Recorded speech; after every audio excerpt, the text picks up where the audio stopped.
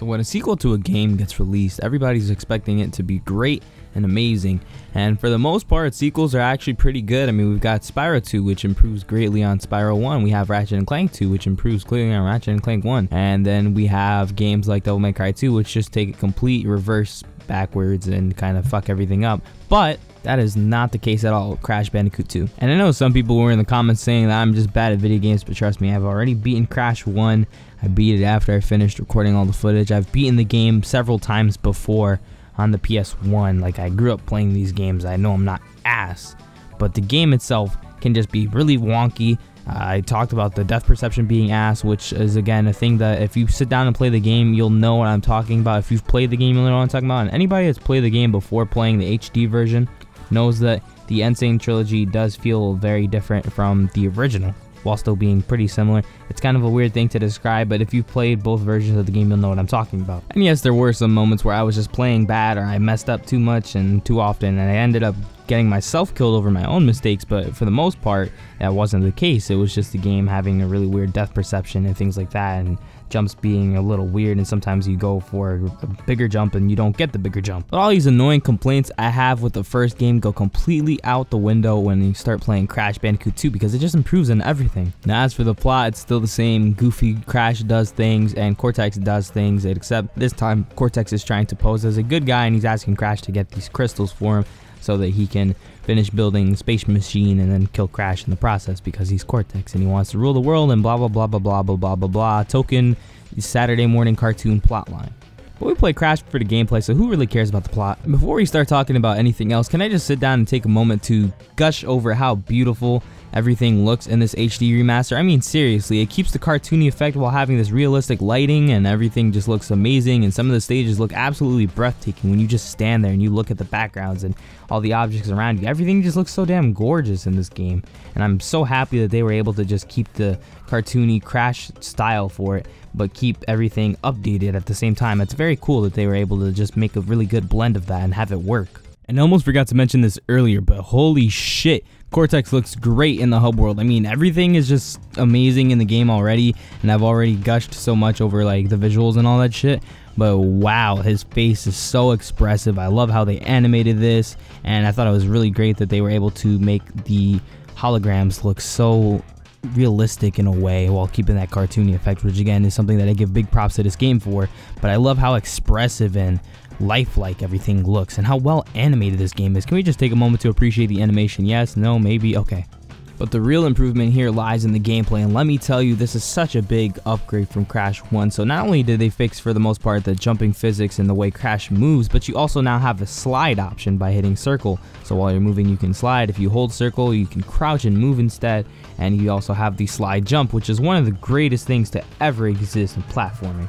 And as you can imagine, the slide jump is exactly what it is. You slide and then you jump.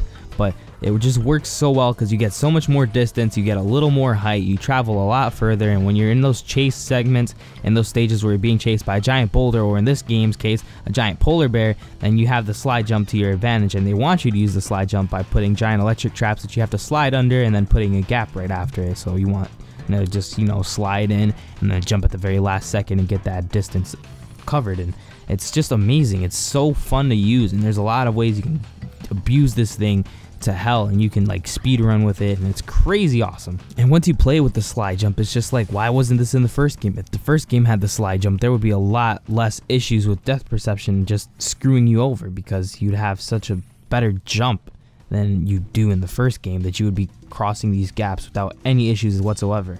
We now also have an improved map system where instead of walking around all the islands and going stage by stage, we now have a hub where you can select which stage you want to do and play any of the stages in any order that you like. And I don't mind going level by level in a specifically set order, but I love when you have the freedom to just go and do things. And it's kind of a thing in Mario 64, it just depends on how many stars you have, but you can pretty much do these levels in any order that you want in Crash, regardless of what crystals you have or what gems you have. You don't have any specific requirements, and you can simply go in and have fun. And a lot of the levels in Crash 2 are fun, which is another problem I have with Crash 1. I don't have a lot of fun in most of those levels. And again, I did play the original when I was like 4 years old, okay? I grew up playing, Crash Bandicoot and Spyro and Sonic and Mario and all the games pretty much that you could think of when it comes to just platformers. especially back on the PS2 and the PS1. I played a lot of those games, but Crash 1 stages have never really been super fun for me, but that's not the case with Crash 2 and 3. But since we're talking about 2, we'll stick to 2. 2's got a lot of really cool segments. They have these segments where you get on this little board and you can go, and it has like a boost, and it's kind of like going on water. It's like a water skateboard, like a surfboard, but it has like a jet thing on the back, like an engine. And those levels are very fun, and they're just amazing to play. It feels very smooth. Everything works for the most part. I never have any issues controlling the board. The board never slides too much. The board never moves too far to the left or too far to the right if I give it a little tap on the D-pad. Everything is very responsive, and there it's just a very fun level. And then you also have those segments where you get to ride the polar bear, and that's another thing that they added. They added polar bear levels instead of the boar, and the polar bear is a lot cooler in my opinion. But the polar bear levels are fun because you're going through the ice, and he has a boost and he has the jump. So you can take advantage of this boost and use it with your jump. So you get a boost jump, essentially the slide jump for the polar bear, and that's how they want you to traverse through some of the obstacles and the stages. And sometimes you get these guys that pull down these ice blocks, and they pull them down in very specific orders, and you got to pay attention because sometimes you think they're going to pull it down but they don't, so you have to jump. And sometimes you think they're going to keep it down but they pull it up, so you have to not jump, and you just keep going forward. And this just difference in obstacles and the way the checkpoints work, you usually get a checkpoint before there's a lot of these guys, so that if you die a lot, you can pay attention to which order they move in, since they always move in the same order. So it's a lot better of a way to learn the game stages in and out, since you can just remember what is what, and it becomes a trial and error thing. So overall, in my opinion, I just think Crash 2 aged a lot better than the first game. It did make a lot of improvements, but while keeping these improvements, it kept the charm and the fun of the original game, and then it just took that up a couple notches and took out most of the annoying stuff for the most part. There's still a couple segments that are a little not fun. I'm not a big fan of the jetpack stages and the final boss of Crash 2, but the game is still very fun. With that being said, thank you guys for watching. If you're new to the channel, go ahead and leave a like, subscribe, comment, all of that good stuff. Share the video out with anybody else that you think might enjoy this, and I'll see you guys next time. Peace.